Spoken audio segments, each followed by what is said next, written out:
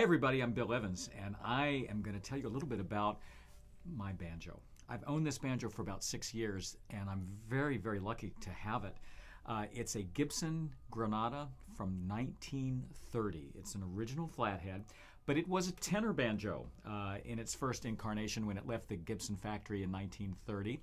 And you know what you can do with the banjo that is not so easy to do on other instruments is you can swap necks out on it pretty easily. So when someone is playing an old banjo like this from the pre-World War II years, oftentimes it was originally a tenor banjo or a plectrum banjo. Those instruments were more commonly played than the 5-string banjo in the 1920s and 1930s. This was originally a tenor banjo, and what you do is you take that neck off and you have one of the great neck builders around the country build you a 5-string neck. And in this case, this neck was built by Frank Neat from Russell Springs, Kentucky.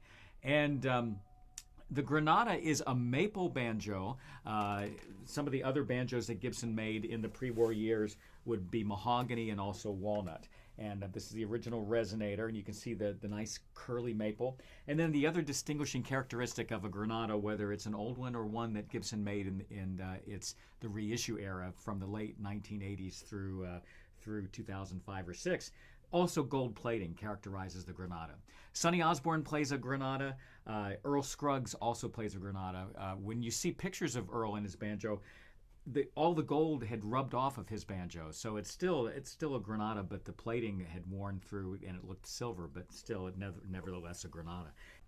I love this instrument. I wake up every morning and I look forward to playing it. You know, maple tends to have, it's so hard to describe the differences that different kinds of wood will lend to the sound of a banjo. And individual setup, how tight the head is, what kind of bridge you're using, what kind of strings can do so much to color the sound. But in general, maple can be thought of as being a little more direct in terms of just, and you hear the note immediately, but also with the gold, it tends to be a little bit sweeter. Where mahogany is going to be a little complex, maybe a little bit darker, depending upon the setup, and also not quite as immediate. And again, I just love the sound of this instrument. The serial number on this banjo is 9522-25, and there's some websites that you can go to and look at what that really means in relationship to other Gibson instruments. But what the banjo serial numbers mean, the first number, which is most frequently 4 digits, sometimes 3, refers to a lot number. So the lot number was 9522. If you were in the Gibson factory in 1930 when these banjos were put together, you'd see a lot of cubby holes, maybe 20 or 30 of them, I'm not sure how many. That and the workers would just drop the different banjo parts into the cubby hole looking at the order. And all of those banjos would comprise one lot number. So that's 9522. This was made alongside and on the same day as several other flathead Granadas as well. The second number, in my case 25, is this banjo was in cubby hole 25 in the lot 9522. It's fascinating stuff, isn't it? And you know, what I like about these pre-war Granadas, and man, what I've heard on this instrument that I just love is the fact that when, we play a lot of notes when we play banjo. And the interesting thing about this banjo is that you get a lot of nice sustain. But then when you play the next note, the first note is gone. And so there you don't have this blending of the notes that can kind of create a muddy sound, but yet there's a tremendous amount of sustain with this instrument.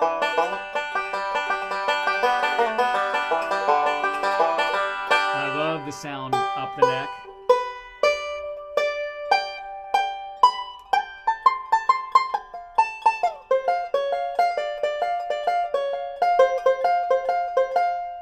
And you get a lot of variety of sound depending upon how close you are to the bridge. You're going to get a nice kind of aggressive bluegrass sound. If I'm playing a more contemporary piece or something in melodic or single string style, I might play it here. If I'm playing backup, I might kind of move all the way here to where it's sweetest. And this banjo just sounds great in all those ways.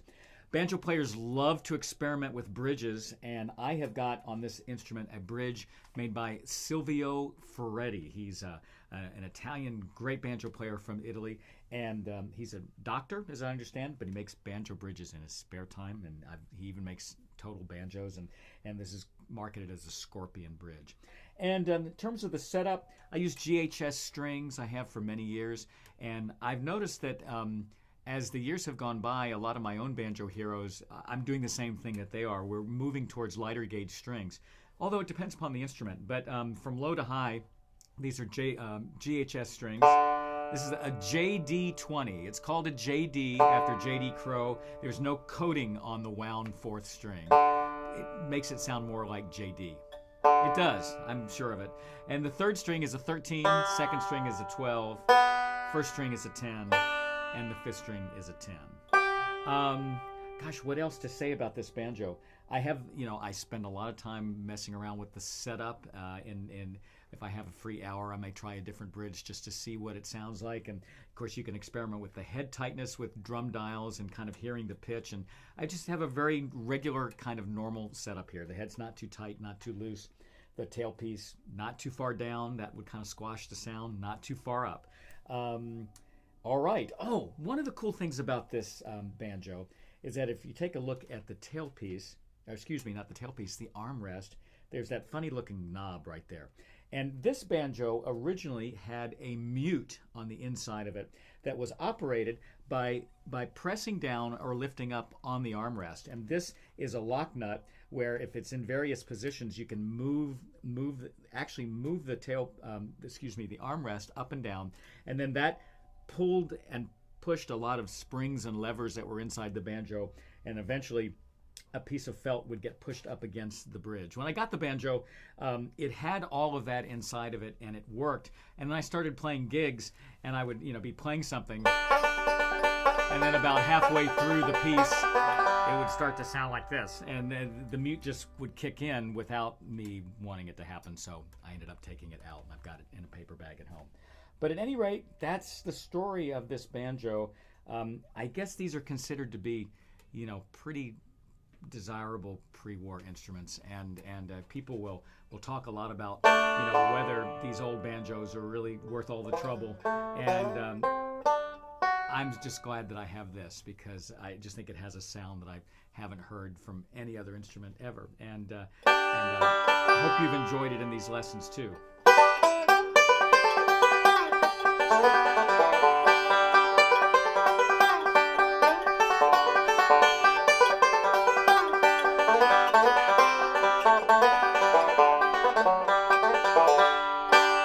So there you have it, Gibson Granada 9522-25. I'm Bill Evans, and thanks for joining me here at Peghead Nation.